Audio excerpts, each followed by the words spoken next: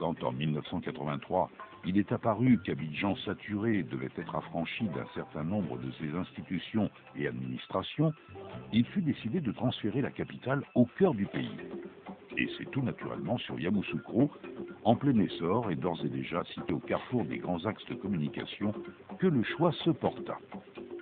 Un choix qui pouvait encore à l'époque apparaître de l'ordre du défi.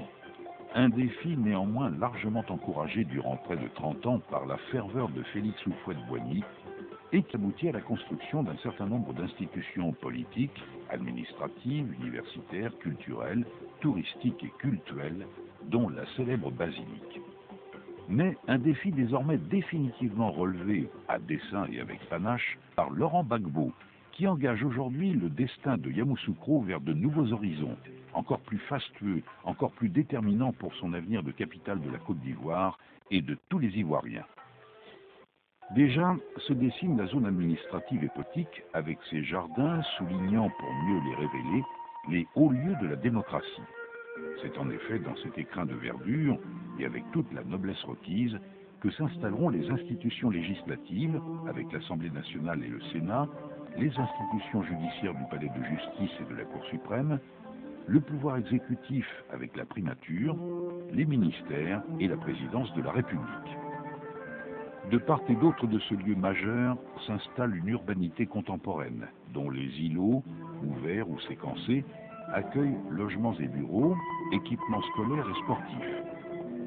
Lieux de culte, théâtre, salles de concert, musées, maisons de la radio et de la télévision y occuperont des places de choix. La voie triomphale, voie des célébrations, des manifestations populaires et des défilés commémoratifs, voie exceptionnelle de 6 km de long pour 120 mètres de large, s'impose comme l'élément structurant de la capitale. À ces carrefours, terre-plein et contre-allées, en fixent les intentions urbaines.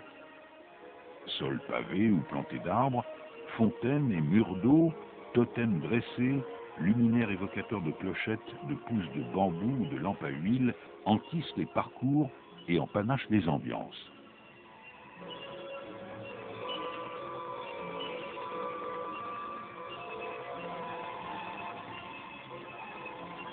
Une mise en scène qui guide la voie triomphale, qui symbolise l'élan de tout un pays, de toute une région d'Afrique, et qui inscrit dans la durée la volonté d'une nation réunie de s'ouvrir sur le monde.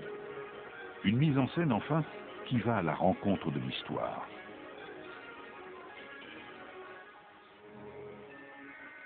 À l'entrée de la voie triomphale, l'Assemblée nationale et le Sénat ouvrent la porte du quartier administratif et politique.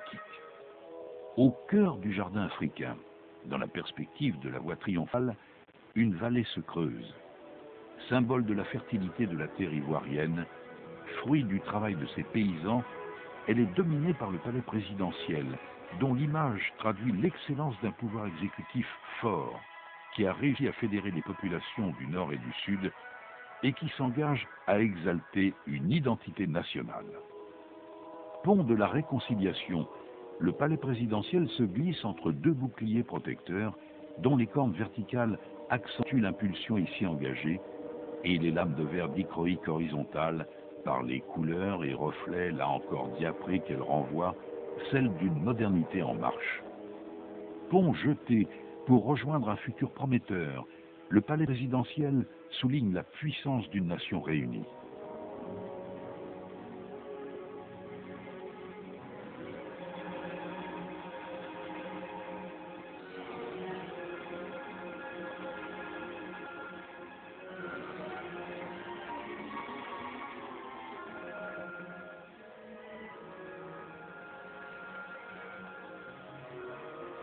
Ici, la place de la Nation, là, la place des provinces, au-delà, la maison des hôtes, la salle des réceptions ou la forêt sacrée, gigantesque sculpture et œuvre essentielle, car symbole de l'alliance scellée entre la Côte d'Ivoire traditionnelle et la Côte d'Ivoire contemporaine.